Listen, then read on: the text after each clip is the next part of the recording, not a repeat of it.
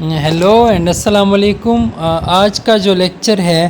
یہ بروسیلوسس کے بارے میں ہے۔ بروسیلوسس ایک بیماری ہے جو کہ جانوروں سے انسانوں میں منتقل ہوتی ہے،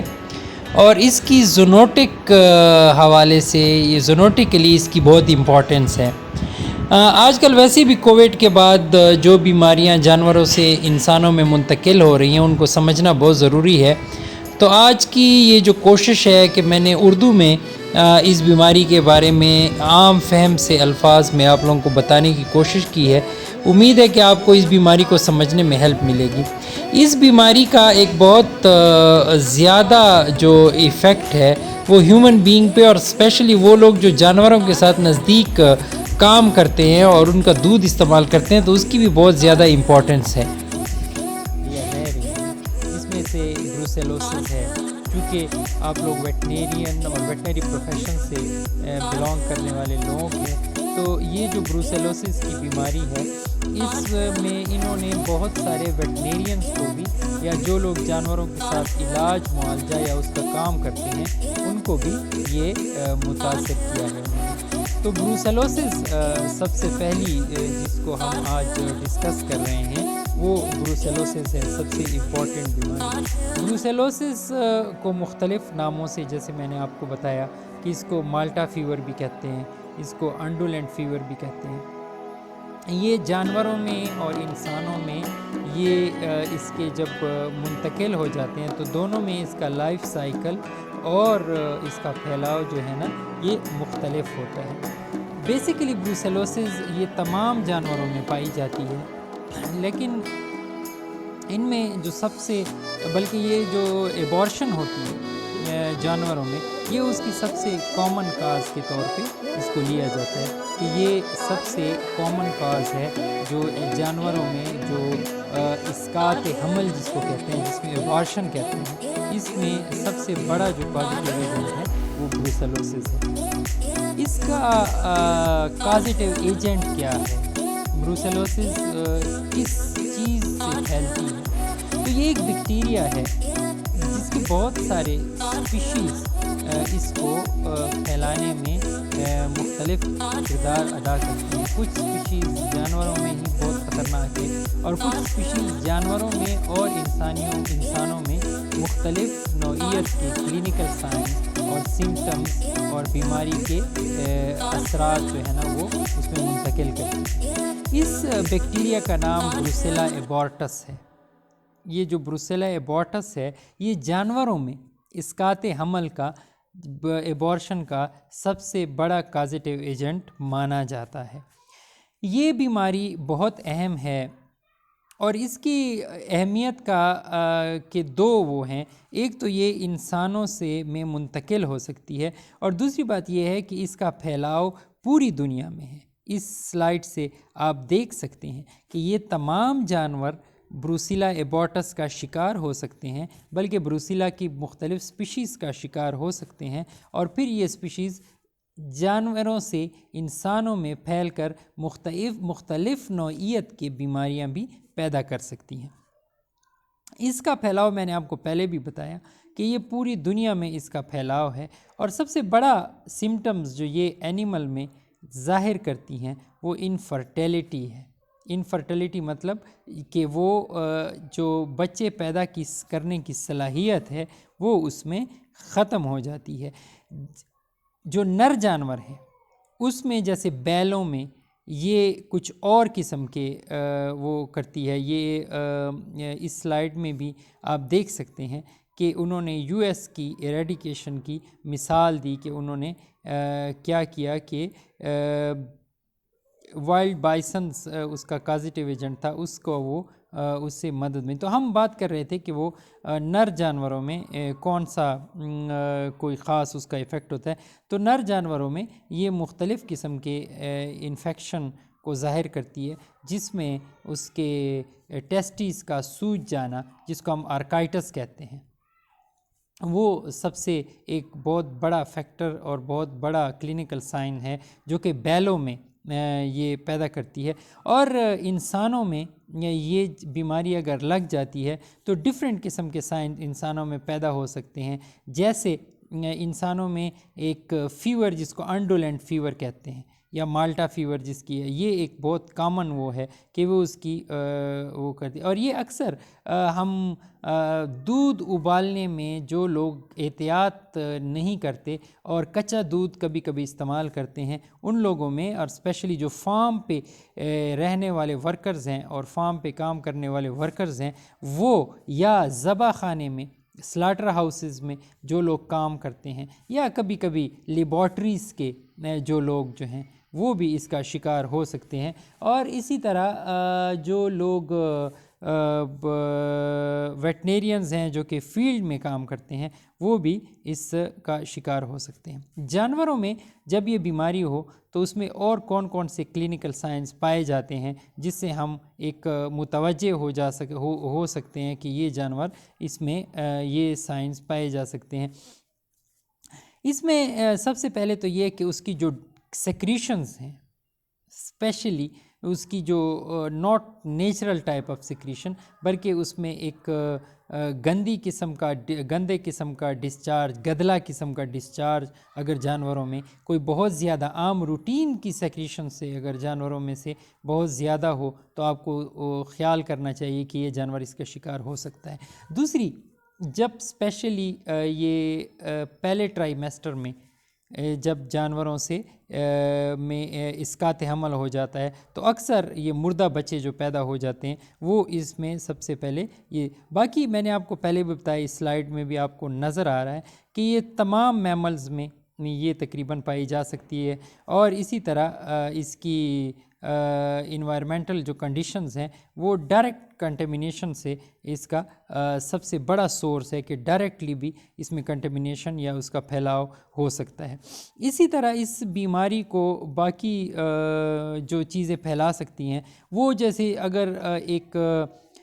چھوٹا بچڑا جب پیدا ہو جاتا ہے اور اس کے اوپر جو ڈسچارج لگا ہوا ہے وہ بھی ایک کازیٹیو ایجنٹ اس کا بن سکتا ہے۔ اسی طرح وہ چیزیں اگر چچڑیوں کے ساتھ یا چوہے یا جیسے گندے بوٹ وہاں پہ ہوں اور وہ بھی اگر آپ کے ساتھ اس کا کوئی کانٹیکٹ ہو جائے تو یہ اس چیز کا وہ ہو سکتا ہے۔ میل اکثر کلینکل سائنس، کبھی کبھی خاموش کلینکل سائنس بھی میل اینیملز میں اس کا شو ہوتا ہے، وہ کیریئرز ہوتے ہیں اور وہ اتنے کلینکل سائنس شو نہیں کرتے، لیکن اگر اسے بل سے اگر ڈائریکٹلی اس بل سے جو کہ کیریئر ہے اس سے اگر کاؤ کو کراس کروا دیا جائے تو اس سے بھی اس کو یہ بیماری اس میں لگ جاتی ہے۔ اس کی کلینکل سائنس میں نے آپ کو بتایا کہ ڈیفرنٹ قسم کے کلینکل سائنس شو ہو سکتے ہیں، جس میں ڈسچارجز کا ہونا، ایکسٹرا آرڈنری ڈسچارجز جو کہ گدلے کلر کے ہوں اس کا ہونا، ایبارشن کا ہونا، اسی طرح پھر ایبارشن کے بعد یا نیکروٹک فیٹس کا آ جانا جو کہ سخت قسم کا وہ ہو چکا ہو، گلا ہوا جو بچہ جب اسقاط حمل ہو جائے تو اس میں اگر وہ اس کا آ جائے، اور یہ ساری اس کا جراثیم جو ہے نا اس کی ٹریٹمنٹ بڑی مشکل ہوتی ہے، اور ٹریٹمنٹ جو ہے نا اس کا اسکریننگ ٹیسٹ کروایا جاتا ہے پورے کے پورے ہارٹ کا، اور اس میں سے پازیٹیو جو جانور ہیں اس کو جو ہے نا وہ نکال دینے چاہیے اس میں سے۔ اور اسی طرح ہیومن میں بھی اگر یہ پھیل جائے تو اس کو جو ہے نا اسکریننگ کرنی پڑتی ہے بار بار، اور جب تک یہ وہ نہ ہو، کیونکہ اکثر یہ دوسرے آرگنز میں یہ جو جراثیم ہے، یہ جو بروسیلا کی اسپیشیز ہے وہ بیٹھ جاتی ہیں اور کبھی کبھی وہ پوری طریقے سے اس میں نہیں مرتی۔ اور اس کا جو پیریڈ ہے جیسے آپ کو سلائیڈ میں نظر بھی آ رہا ہے کہ اس میں سب ایکیوٹ اور ایکیوٹ قسم کا انفیکشنز اگر ہو جائے تو یہ 2 سے 6 ہفتے تک رہتا ہے، اور اسی طرح اس کو جو ہے نا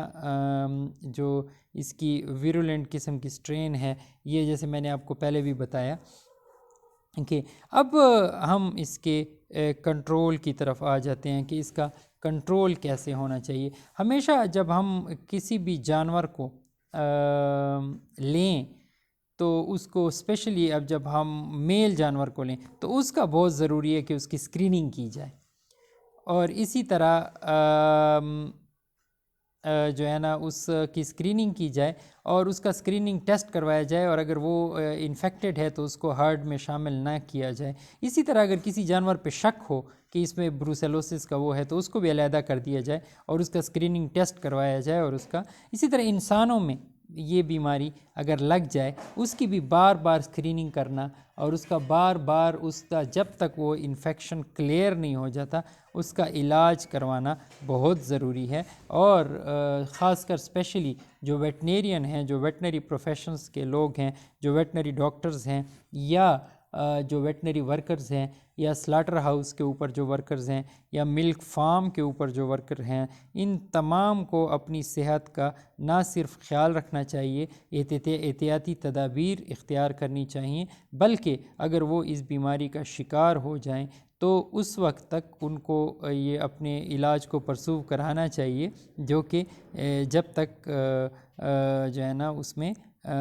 جب تک اس بیماری کا کہ جراثیم اس میں موجود ہوں۔ تو یہ ایک سلائیڈ ہے جس میں آپ کو بتایا گیا ہے کہ کون کون سے سائنز ہو سکتے ہیں اگر یہ بروسیلا اسپیشیز جو ہے نا وہ کون کون سی سائنس کو افیکٹ کر سکتی ہے، اور کون کون سی یہ جگہ کو جو ہے نا وہ افیکٹ کر سکتی ہے۔ تو اس میں سب سے پہلے اینڈوکارڈائٹس ہے، اور یعنی یہ دل کو بھی دل تک بھی یہ بیماری جا سکتی ہے، لیور میں بھی یہ ایبسس بنا سکتی ہے۔ تو مختلف قسم کی جگہوں پر یہ جو ہے نا اس کا شکار جانور اور انسان جو ہے نا وہ ہو سکتے ہیں۔ تو اس کا پریونشن ہم پہلے ڈسکس کر چکے ہیں کہ اس کو کنٹرول کرنا چاہیے، اس سٹرین کو اینیملز میں۔ دودھ کا ابالنا بہت ضروری ہے، اپنے ورکرز کو بھی کہیں جو فارم پہ کام کرتے ہیں کہ بالکل بھی کچا دودھ استعمال نہ کریں، اور جو اسپیشلی ویٹنری ورکرز جو کام کرتے ہیں، اسپیشلی جو پریگنینسی ٹیسٹ کرتے ہیں یا ریکٹل پلپیشن جو روٹین میں پرفارم کرتے رہتے ہیں، ان کو اسٹرکٹلی کہیں کہ وہ گلوز کے بغیر ایسا کوئی بھی ویٹنری یا میڈیکل انٹرونشن سے پرہیز کریں جب تک انہوں نے گلوز وغیرہ نہ چڑھائے ہوں اور گلوز نہ پہنے ہوں۔ اگر وہ بیمار ہو جائیں، بیمار جانوروں میں ڈاکسی سائیکلین جو ہے نا یہ ایک اولڈ پریکٹس ہے، لیکن کبھی کبھی بیکٹیریا جو ہوتا ہے وہ ریزسٹنٹ ہوتا ہے، تو اور بہت ساری اب اینٹی بایوٹکس جو ہے نا وہ مارکیٹ میں آ گئی ہیں، تو اس کو اسی طرح اسٹریپٹومائسین بھی انٹرامسکولرلی دیا جا سکتا ہے۔ اینیملز میں بھی اسی طرح سیم ہے، پینسلین اسٹریپٹومائسین کی کمبینیشنز ہیں جو کہ دی جا سکتی ہیں، اور اسی طرح باقی بھی بہت اچھی اینٹی بایوٹکس ہیں جو کہ مارکیٹ میں ملتی ہیں، اویلیبل ہیں، اور ان سے ان کا ٹریٹمنٹ کیا جا سکتا ہے، اور 14 to 21 ڈیز تک ان کو ٹریٹ کرنا، اور نہ صرف ان کو ٹریٹ کرنا بلکہ اس کے بعد اس کی اسکریننگ کرنا جو ہے نا وہ بہت ضروری ہے۔ یہ ایک اور سلائیڈ ہے جس میں آپ کو بروسیلوسس کا کانٹیکٹ جو ہے نا وہ کس چیز سے، یہ دیکھیں ملک کے ذریعے ہے، ڈائریکٹ کانٹیکٹ کے ذریعے ہے، فیڈ کے ذریعے ہے، جو میں نے مختلف آپ کو بتایا کہ وہ مختلف جو چیزیں ہیں، مختلف عناصر جو ہیں وہ اس کے پھیلاؤ کا سبب بن سکتی ہیں۔ تو لسنرز اور اسٹوڈنٹس، یہ جو بروسیلوسس کی بیماری ہے اس میں میں ایک دفعہ پھر آپ لوگوں کو ایک ایڈوائس کرتا چلوں کہ اسپیشلی جو فیلڈ ویٹنیرینز ہیں، میں نے بہت سارے فیلڈ ویٹنیرینز کو بروسیلوسس کا شکار ہوتے دیکھا ہے، اور اس میں سب سے جو بڑا بچاؤ ہے وہ احتیاط ہے۔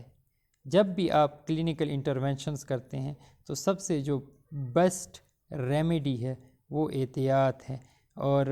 یہ جیسے میں نے آپ کو بتایا تھا را ملک، یہ سلائیڈ میں آپ کو نظر بھی آ رہی ہیں کہ ڈائریکٹ کانٹیکٹ اور را ملک جو ہے یہ بہت بڑے دو کازیٹیو ایجنٹس ہیں جو